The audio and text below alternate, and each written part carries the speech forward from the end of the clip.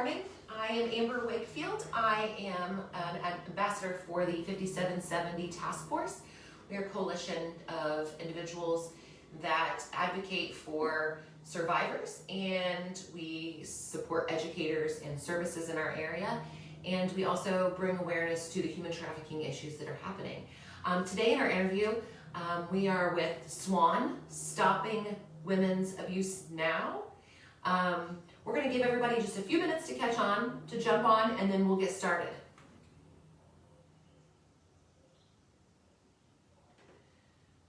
There's just about a 5-second delay, so here we go.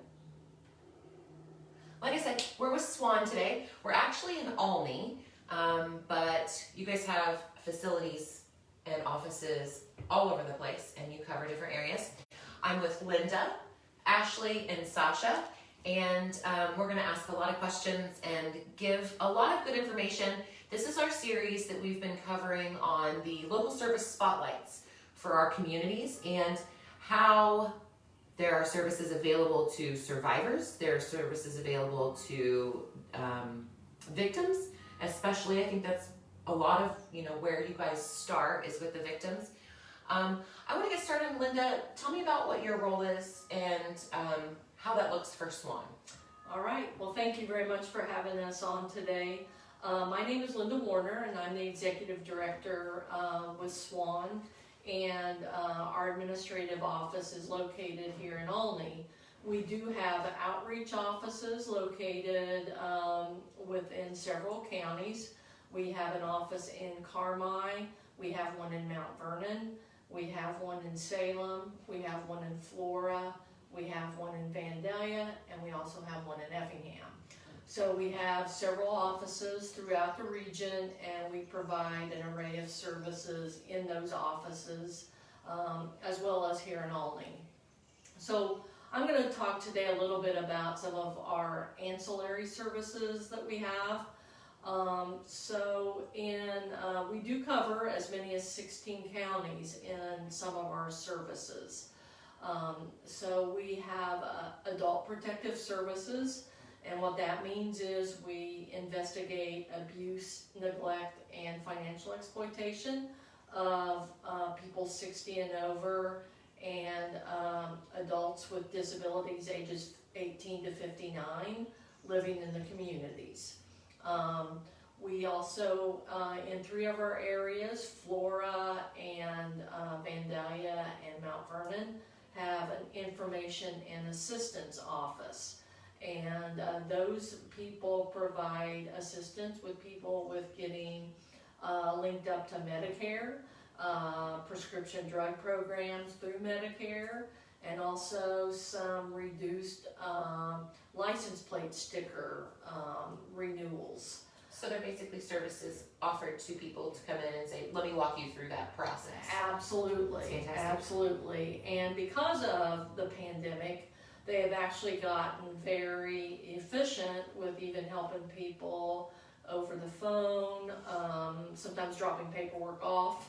Our offices right now are only allowing people in as needed, but as the state opens back up, probably June 11th, our offices will be fully opened again come June 14th. So that's on the brink as far as we know.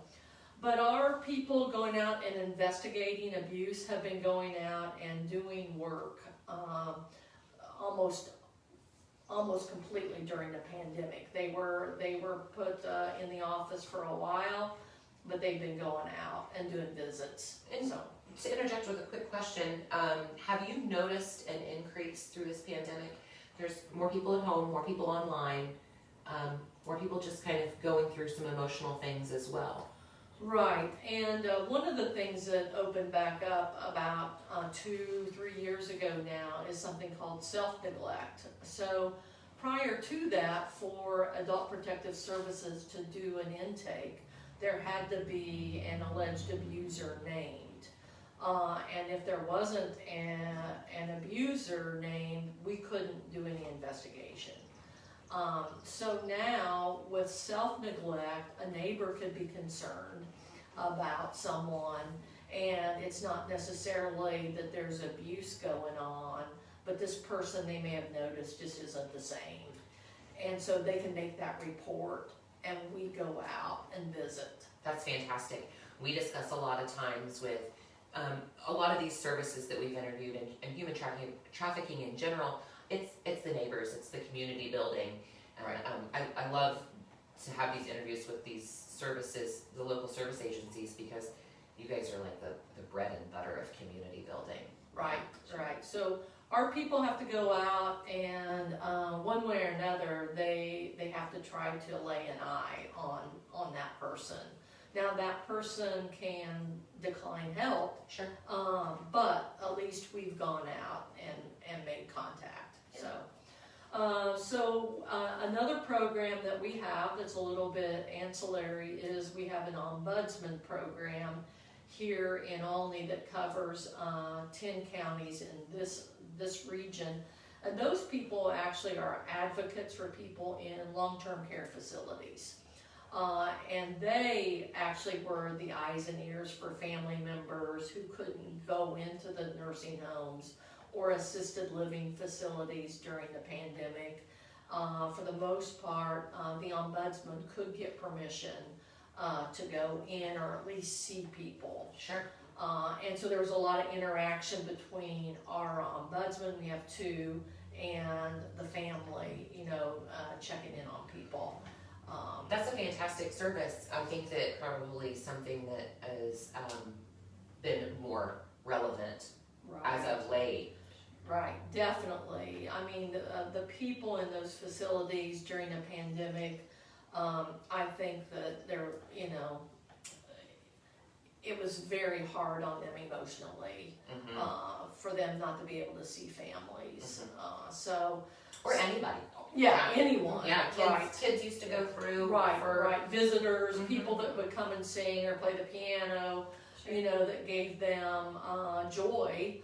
Something worth living wasn't there. Yeah. So they are starting to open back up. People are starting to be able to get in and see them. And of course, with warmer weather, being able to get outside helps too. So definitely. And then the other thing I'd just like to focus on is that we do have some housing programs. So we do have some transitional housing where we actually rent some housing, and then we get people linked up into those to that housing, help them with pay the rent, help them with the groceries and things that they might need to be able to be self-sufficient.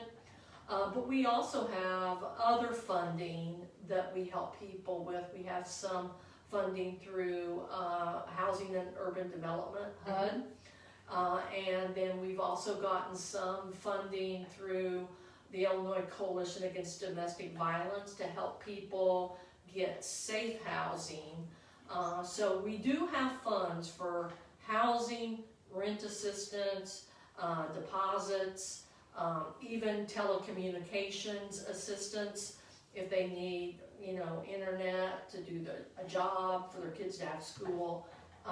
We do have some funding, so get in touch with us, and we can, all of our caseworkers in our outlying offices know how to access. And we're going to be dropping all this information in the comments, so when we wrap it up, you guys can all hand me all the places to send people. Okay, that sounds great. Thank you. Yeah, thank you for going into that. There was a lot of things I've known about SWAN. We go way back. And so I've known about SWAN for a really long time, but I had no idea about a lot of these ancillary services, and that's fantastic. Right. Sasha, would you go ahead and take a moment and explain what you do and your role with SWAN? I help people get orders of protection. We do legal advocacy side. Yes, and we do domestic violence counseling, and I help Kent with a program called the SWAN Intervention Program. Talk to me a little bit about what you do as far as helping people through their court cases, helping people get, what did you say? Orders of protection. Orders of protection, sorry, that slipped my mind. We help get emergency orders of protection. So they come into the office and we help them fill out the paperwork. We prepare them for going in front of a judge. It can be very nerve-wracking for them to go in front of a judge and have to tell their story of why they're there. Telling their story, I'm sure, is the biggest part too. Yeah. Yeah. So we just kind of prepare them about, going in front of the judge, how it works. We help them with the paperwork. An emergency order protection is about 11 pages long. Oh, The wow. petition's 11 pages long. So we just help them, we're trained on how to, fill it out. Yeah. So do you also accompany them to The next court date. the court yes. date so that they have, an advocate? Yes, and we make a referral to Land of Lincoln, so hopefully that, they can get an attorney for the next court date. If they're Awesome. eligible, yeah. Awesome. Support group, for the women, and then we have one for an intervention program for the men. Awesome. Can I ask you a couple questions about both of those groups? So the support group for the women, are they people that are with SWAN? Are they survivors? Are they current victims? Are they people? Yes. Tell me the breakdown of who you're working with. It's just a 12-week course, and then they can get a certificate. They can come afterwards if they still want to come. All of our outreach offices anyone in the office can do it. Oh, awesome. And then Olney has one here, and then all of our outreach offices, the legal advocate is. Do you have a list of your outreach offices? I do. Yeah. You want to know what county? We can, legal advocacy covers 16 counties. Yeah, I would So- love to know the 16 counties. It's funny, I don't say it's funny, it's interesting to me that a lot of these services are located in, say, Effingham and Olney, and, but the outreach is huge. I mean, when we speak 16 counties, that's a substantial part of Illinois. It's a huge square mileage that we cover. So our only office covers Crawford, Lawrence, Wabash, Edwards, Richland, Jasper, and Wayne County, and we have 3 advocates that cover all of that. Our Carmi office covers White and Hamilton. Effingham County covers Effingham and Clay. Our Vandalia office covers Fayette and Clinton. Our Salem office only covers Marion. There's a lot of Marion. There's Salem, I believe Centralia is part of that, and then other smaller towns, I think. It's a large population area. It is. She's very busy there. And then our Mount Vernon office covers Jefferson and Washington County. Wow. So we have there's a lot. Yeah. It's busy. It is busy, unfortunately, but hopefully one day we won't, the goal that I always say at every interview is that maybe we'll all be out of a job one day. Yeah. Best case That's the scenario. goal, For sure. Tell me a little bit more about you said for the men, you offer, is it the same kind of program? It's an intervention program. It's 25 weeks, and it is for the men. And the perpetrators, Yes. And usually they're referred due to court, family cases. DCFS refers them to us. It's 25 weeks of them, learning to take responsibility for their actions. Sure. Is it generally somebody who already has been convicted, I would say, of this, or is it just kind of a we've seen this, you've got an order of protection, this is something that you have to follow through with? A lot of times it's through the courts, like their probation officer, or it's court mandated that they come, or through DCFS, because maybe they were found indicated in a report that they have to attend group. Yeah. This group the 5770 task force that I work with, I run into people just out and about who have some sort of affiliation with groups like this, and I understand that sometimes those groups are the support groups for men. Is it a support group? I'm sorry, you said It's an intervention an program. intervention program for the people, the perpetrators. Yes. They're doing away with that? Are you seeing that there's less of an interest? Are you seeing that, like, for state funding or for court mandates, or is that something that you're seeing, or? Our court systems, I think, and DCFS are good about referring and still keeping our groups pretty full. Great. Kent, the facilitator, is amazing at what he does. So. Great, and I think facilitated by a man too. Yes, I think he's the main one. Important. I think that DCFS and the courts have seen he's been doing it for almost 20 years. So. Wow. Yeah, I I think that they see that, they get a good response. They do ask that it's co-facilitated by a male and a female, and that's for the men to actually learn to respect a female. And Kent does an excellent job of making those people be respectful, Accountable. Yes. And learn to speak about women with dignity and respect. And it's as far as what you asked about funding, I probably can answer that a little bit.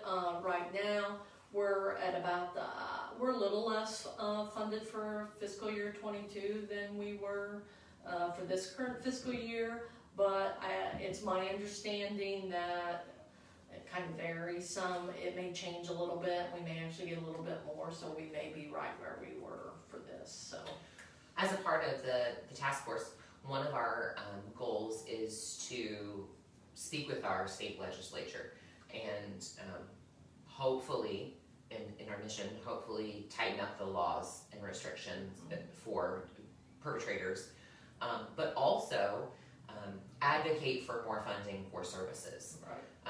I know a lot of these funds come from blue collar crimes. They're just earmarked in the bills that say that a lot of this blue collar crime goes. And I feel like, as I've met with advocacy groups and service centers like yourselves, that you guys are fantastic, and that you're just, honestly, I'm saying this from like the deepest parts of my heart, is that you guys really truly care about the people that you serve. And it's not, I bring up funding because it's an issue that needs to be discussed, but it's not an issue that most of you even really Right. talk about. Your goal is Right. the people. Right. Sure. Yeah. Right. The one thing I might add also that Sasha talked about, and I don't know necessarily for Effingham and her counties, but one of the things for orders of protection that they've added the last few years is what's called Efiling. And so they want things scanned over to the courts ahead of time. So, there's a time when you just filled out the paperwork and you could walk it over, and now they have to scan and e-file it to the courthouse. So, and it is very detailed, the paperwork, and there are a lot of people that if it weren't for the legal advocates, they wouldn't be able to file an emergency order of protection. It's a privilege to have access to the Right. internet. It's a privilege to have access to a printer and the knowledge of utilizing those Right. things. Right. Yeah. Ashley, I want to give you a chance. A lot of this interview is going to be about what you see. You go ahead. I'll let you just you can say it better than I can. What do you do? Who do you serve? Well, my name is Ashley Zwilling, and I work in the domestic violence shelter that we have located in Olney, Illinois. My title is Domestic Violence Adult Case Manager. So what I do at the shelter is we get people from all over the country. Specifically, if we want to specifically talk about human trafficking, sometimes we'll get someone who's calling from West Virginia and saying, hey, I'm stuck with this guy. He's an over-the-road truck driver. I can't get out. I'm calling all of the shelters. I need help. And so at the shelter, we have had 40 hours of domestic violence training, and we are also equipped to handle crisis hotline calls like that. So I want to ask. go ahead. Sorry. We, a lot of these communities sit on a crossroads of highway systems. Sure. Olney does. Yeah. Effingham does. And we have truck stops in our area that see an influx of these cases. Yep. Now, when they call you, do they call SWAN directly, or are they directed to you from a national hotline? Both. Sometimes they will call the Illinois Domestic Violence Hotline, and they will say, they'll coordinate with us. The Illinois Domestic Violence Hotline will call us and say, hey, I have somebody on the phone here who is needing help. She's in a truck right now, and they are en route to Olney, and we know that you're there. Can you help her? Can you talk to her? And we're like, yes, absolutely, right away. Yeah. And so we Are your numbers posted? This is one of the things as the task force that we are working towards advocating for, is having Sure. volunteers to post them in the truck stops, the numbers Yes. of who you can call. Yeah. So we have actually partnered with some truck stops in this local area, and they will put our signs in bathroom stalls. Mhm. That's a huge one. On the walls in the bathroom. So that has helped a lot of victims get out of the threshold of being kidnapped, basically, Yeah. held hostage. And so the first thing that we do if they come to the shelter is make sure their basic needs are met. Are you hungry? Are you thirsty? Are you tired? Mhm. You know, because we want to make sure, if anything, they're a little bit comfortable and they know they're safe, Mhm. right? Because some of them have been through a lot of trauma. Yeah. And so we don't want to necessarily open all of that up as soon as they come in, because they're tired, they're overwhelmed, they're scared. So we just want them to feel safe. And we are locked 24/7 because a lot of our victims are also hiding for their lives. Mhm. So we have security in the shelter. Our doors are locked. You have to ring a doorbell to get in. Mhm. So we also do a scan. And if they say they drive a blue truck and the license plates are this and this is what he looks like, all the staff is made aware. Yeah. So we know what we're looking for. I suspect you work closely with local law enforcement as well. Oh yes, Yeah. we do, for sure. And then I also do the domestic violence support groups in the shelter 3 times a week. And so that, when they first come in and all of their basic needs are met, then we will sit down and we will do an intake with them. We'll do a risk assessment. We'll talk about the types of abuse that they've endured. We'll find out about psychological abuse and generational abuse and Sure. generational human trafficking. It's rampant, and it is more normalized for victims than you realize, because they don't even understand that they are being trafficked half the time. Can you give me an example Sure. of a situation so that we can have a little bit of understanding? Yes. I actually had a mom in the shelter who was told at a very young age, I'm teaching you how to be a woman. This is what it is to be a woman. Mhm. And generationally, she thought it was normal. Mhm. That is what is supposed to happen. An abuser is supposed to teach you how to be a woman Mhm. at a very young age, right? A very inappropriately young age. Mhm. And so now, what we are trying to do is breaking that cycle, because she has children. And now she's in a situation and she's involved in DCFS where we know the kids have also been involved in it. And so what we have to do is explain the psychological abuse that she's been through, that even started the cycle with her, and make her understand that it's not okay. Yeah. And that hopefully we can help her to become a better mom, and Yeah. to understand that, oh, what my children is going through, it's not okay either. Mhm. And let's stop it. Let's stop it at a young age, Yeah. right? Oh, absolutely. And it happens a lot. It happens so much. In our interviews, we've seen that family facilitated human trafficking in our area is one of the bigger, I guess, as opposed to seeing people in a semi coming through. Sure. We see the Yes. family facilitated, and from the interviews that I've done with survivors, it is a it's a difficult, hugely difficult thing to accept that what you've been taught is wrong, you know? Right. And, you know, there's a brainwashing. Yes. And there's, with human trafficking, and as you guys have spoken, I'd like to just point out, I try to point this out in every interview, it's a multi-layered situation. We have child abuse, mental abuse, emotional abuse, domestic violence, and trauma in these that are the same. They present trauma in this form presents itself the same as combat vets. Oh, You know, absolutely. we PTSD every day. every day. Every day. And it is, I'm glad you brought that up, because it is National PTSD Awareness Month. June is National PTSD Awareness Month. And for a long time it's been focused on combat vets, as it should be. Right. But There's a whole nother facet to it. yeah, So I also had another client in the shelter who came to me, and we started talking about characteristics of a narcissist, characteristics of gaslighting, what that is, how they are manipulated into thinking that they are crazy and that they are wrong and that it's their fault, right? And so as we break down these layers with these people, things are starting to come back because our brain is an amazing thing, right? Yes, And it blocks out trauma on purpose. And so as I'm talking to a client, and she's like, well, I was raised by my parents, but my mom never let my dad come into the bathroom. She wouldn't let him bathe me anymore. And she was like, and I always thought that was weird. And so then blocks are just falling down, and she's like, I remember this happened, and I remember this happened, and she's falling apart.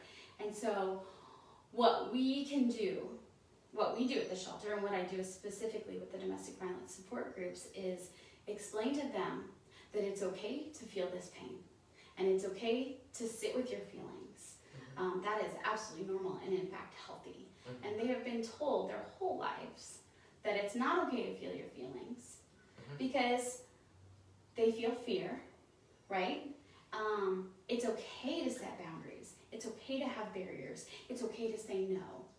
And it's something as silly as a client can't say no to help another client buy them a soda. Right? Yeah. Something that's, yeah. And then what I do is I pick at them a little bit and I find out, why is this a character trait? Why aren't you able to save your last dollar? And I understand that most every client in the shelter is at their bottom. And so they want to help. They're going to give somebody their shirt off their back because they get it and they've been there. But why is it that your brain would rather help someone else and not help yourself? Right? As humans, though, I know. even It's our outside, nature. it's our Yeah. nature. Yes. Yeah, and I think it's societally how we've been conditioned to. Yeah. I'm really impressed with mental health as of late, to say, exposing a lot of things that we've been taught Right. throughout the way.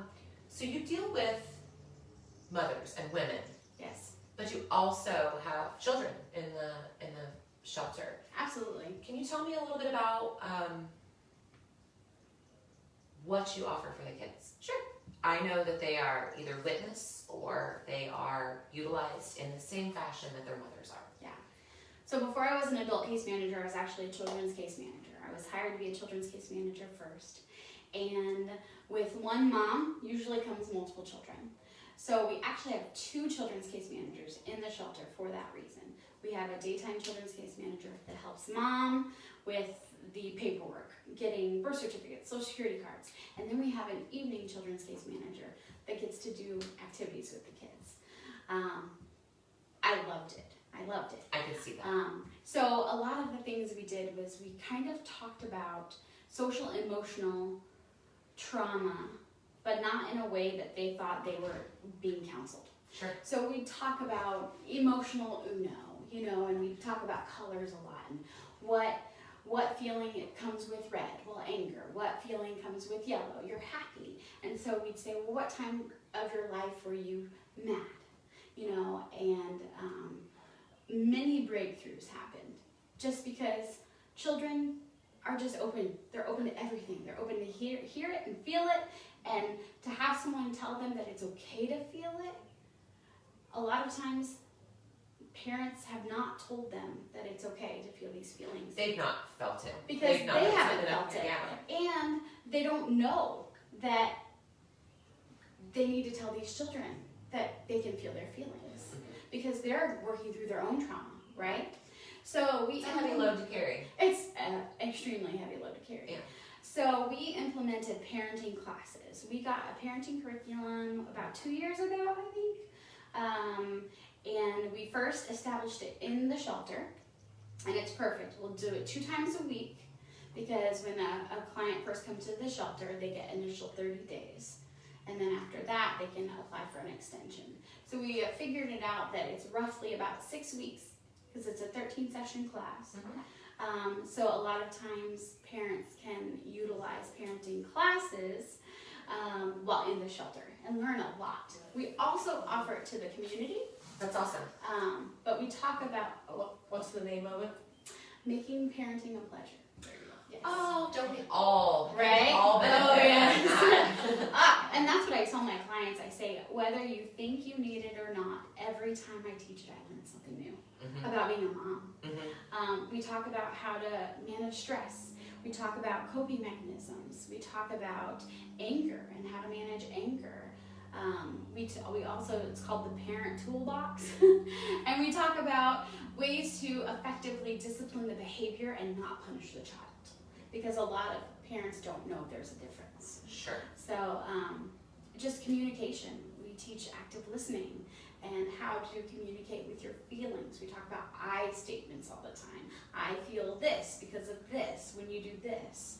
And it's really amazing because children literally just want to make their parents happy. And if you focus on positive reinforcement and saying, you know what would make mommy so happy is if you picked up all these books. Bam, they're immediately over there. And I think it creates an outlet for the parent and the child to actually have an open discussion about feelings, right? How healthy for both.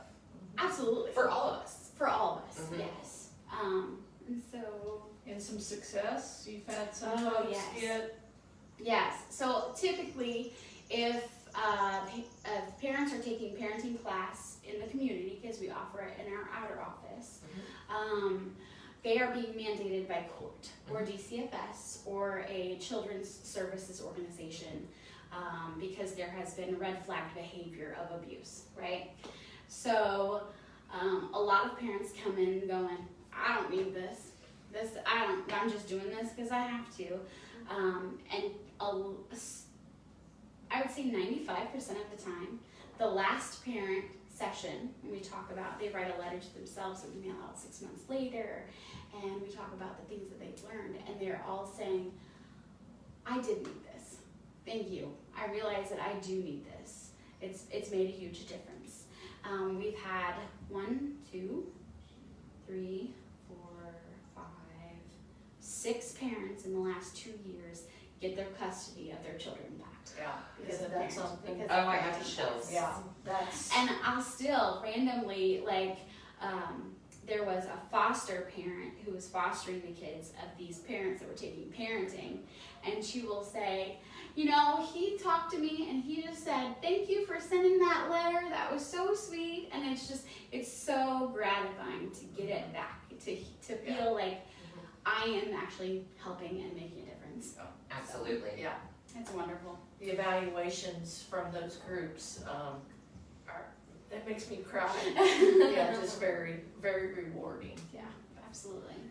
So, let's talk a minute about things that you feel the community can do to support your services, to support their neighbors, to what you would tell, say you and I are just having coffee as friends, and I say, what can I do as just a community member? Like, I see these things happening, or I hear these things happening. Sure.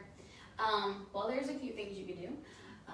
Number one, we were actually just talking about, I was talking to my clients about a personalized safety plan. And if somebody reaches out to you, say you have a new neighbor and they reach out to you and they're just saying, hey, I'm a victim of domestic violence. I have an order of protection against this person. Can I show you his picture? If he's around, you can call the police. I'm giving you permission to do that. If you hear anything, if you hear loud noises, if you hear someone arguing, please call the police. So that specifically can be huge to help someone, especially in a human trafficking situation where they're being isolated, especially during COVID. Domestic violence has been rampant because of isolation, manipulation, emotional abuse, psychological abuse. And so have an ear out. Always be ready to reach out. Always feel free to call us 24 hours a day. We are a 24-hour crisis hotline. The other thing is you can always donate. You can always donate your time or items or money to the shelter. Let's talk about, one, how we can donate our time. We all know what we can donate as far as money. That's just a real thing. Sure. And we'll put all these links Yeah. in the comments. Sure. But also what items you need. Go ahead. Well, I know that one of the things that when we are getting people like out of transitional housing, moving out on their own, you know, things like silverware. You know, they don't have flatware, silverware, whatever you want to call it. You know, good dishes, nice pot. They don't have to be fantastic pots and pans, but pots and pans. Yeah. You know, those kinds of things. Or if people want to donate money and then we can help those people buy those things, you know, that. But those are that's kind of some gaps that we have. We really don't take used appliances like used TVs because we just, You would probably end up with more that weren't usable. Right. So, yeah, so we kind of just are like, you know what, no used appliances. Sure. But we take bed frames, we take couches, chairs, you know, kitchen tables, kitchen chairs, you know, those are things that people don't typically have, and we're working on transitioning them into their homes. Sure. And we do have some spaces for storage, so we are able to store some things. And I'd like to point out that people don't have these things because they left an emergency situation With the And garbage bag full. if that and in that's the it. middle of the night, with their children to be safe. Right. So I wanted to make that point very clear. Absolutely. And we even encourage them not to try and go back to get anything, because once an abuser knows that you have left, that puts yourself at even more risk, fatal risk. So you know, it doesn't matter. We have diapers, we have wipes. We'll take more, no problem. But don't think you have to go back to get clothes or get a blanket, because we can get those. Those are replaceable, and your lives are not. Yeah. Right? And I wanted to say that too. Donations of diapers and wipes. I can only imagine that, you know, new sets of underwear for kids. Underwear for women. For women. Yeah. Socks, deodorant, toothbrushes. Conditioner, body wash, those kinds of things. Yeah. And one thing we haven't talked about is that we do have a homeless shelter too. So in addition to the DV shelter, we do have a shelter for victims of homelessness. Two separate buildings. Sure. But we do have that too. And a lot of times with homeless, we'll get calls and someone's like, well, I'm homeless. Well, what has led you to be homeless? Domestic violence. Yeah. So it's amazing how they come hand in hand with Right. a lot of things. Now, that's not always the case. Sure. Right. But we have the resources to utilize that for when someone is homeless, we can help you. Yeah. Right? Yeah. I also, you know, we're overlapping on a lot of things. Hurt people, right? Absolutely. And so we talk about the trauma involved, and you know, a lot of times homelessness comes with combat vets too. Sure. You know, and Mental health issues. mental health issues. And do you partner with mental health advocates in the community? I'm sure that's a broad question, so you serve 16 counties. Right. Mental health services in this rural area are very difficult to get. I shouldn't say overall, because there are counseling services available, but when it comes to like psychiatric services, that's a huge void for this area. So for people to get seen by someone, to get on medicines, or to get their medicines reevaluated, we talk about wait lists for people to be seen. Questions that would be, and I know it's just like if this were broad a perfect world, right? Right.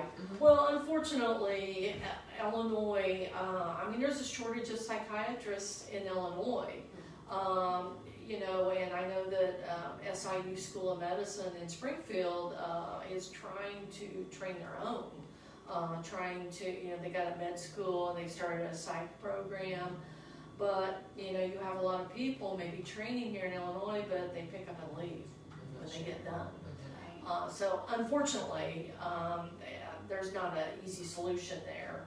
I worked in mental health for 20 years before I started working for SWAN. So, you know, one of the good things out there is that there are nurse practitioners now that are able to prescribe medicine, physician's assistants. So there are some people out there that are able to help, but there is a shortage of psychiatrists. And I think that the pendulum, you know, fingers crossed, like we talked about, is swinging in the direction of more support in that area, more awareness for mental health, more acceptance of mental health.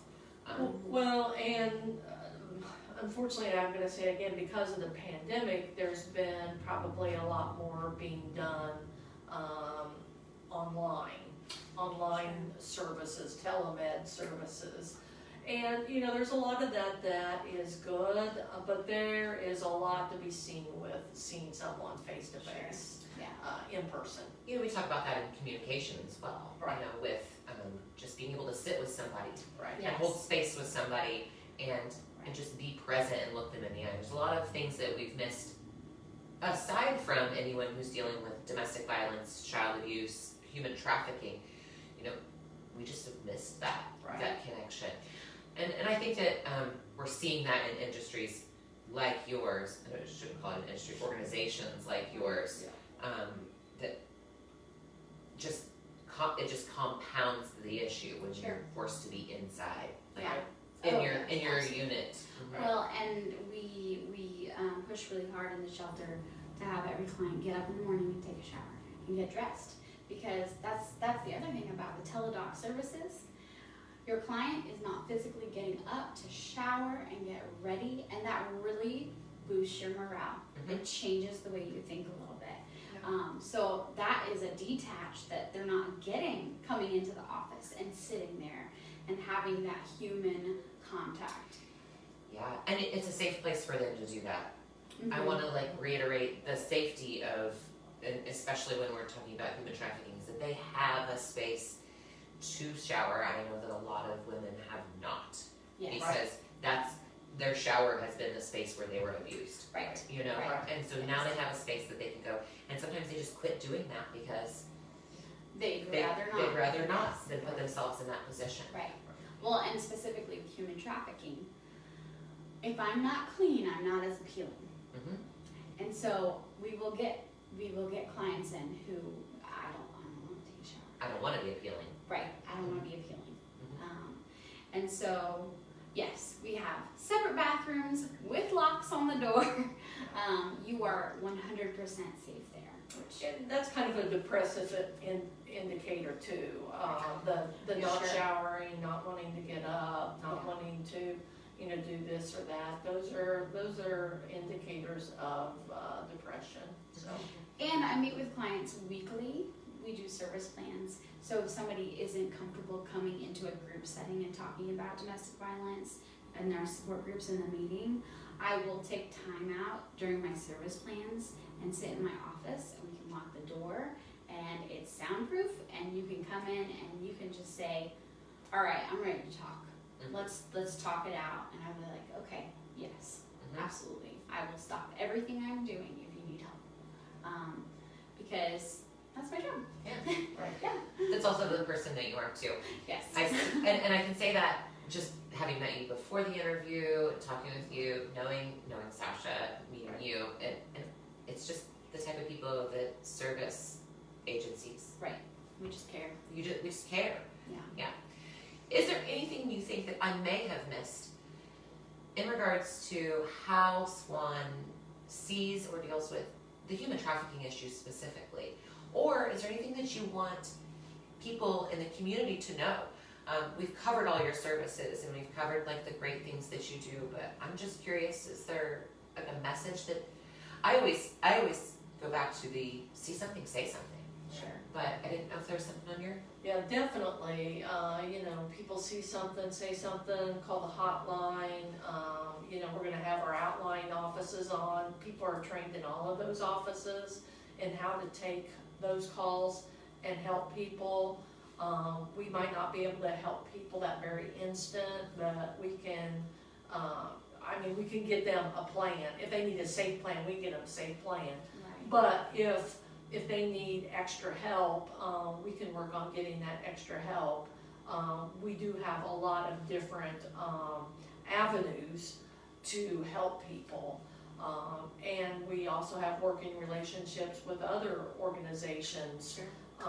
To help people. So. That's one of the things that the task force is also wanting to implement, is just really tighten up those relationships with community organizations, because what you do, this person may not, this other agency may not do, and we want to be able to facilitate that too. Have you heard of the National Alliance against Endangered Children? No. So it's like a community alliance where they're trying to get organizations together to work together to end drug endangered children, which goes hand in hand with trauma, isolation, abuse of any kind. So really the only thing I want to put out into the world is you are absolutely not alone. And if you're in a cycle of abuse, you are capable of breaking the cycle. Because growing up, you think, well, that's how I was raised. That's how mom did it, so that must be what love is. And that's not the case. Educate yourself. There is, if you don't feel safe reaching out to us, there is a 24-hour text line. You can text, it's 741-741. So if you are in a situation where you can't talk to someone on the phone, but you can text, that is available to you. There is ways to get out of abuse. So if you find yourself isolated or held hostage, you can go to the doctor. Fake being sick, go to the doctor, and then just get alone in a room with a doctor. You can go to the store and go to the bathroom, and don't leave the bathroom until staff members come in and say, I need help. My abuser is right outside the bathroom. And they will call police, and they will escort you.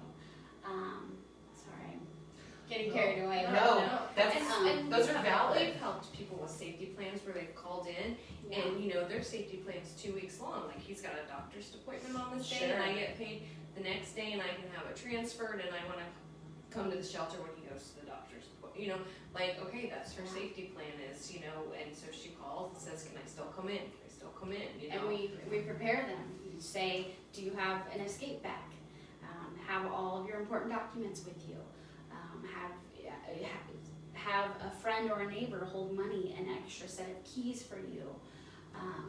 We try to prepare them as much as possible. So it's not so much just the victim relying on themselves to escape and come see you. You Sure. walk them through a process and a plan for them to say, okay, in 2 weeks, that's your day. When Right. that appointment happens, this is what our plan is. Not all the time, but it's those kind of things that happen before. Sure. I mean, there's the ones that are like, I'm at a truck stop, I need help right now. Absolutely. And then there's, people in the community who are like, I don't know what to do.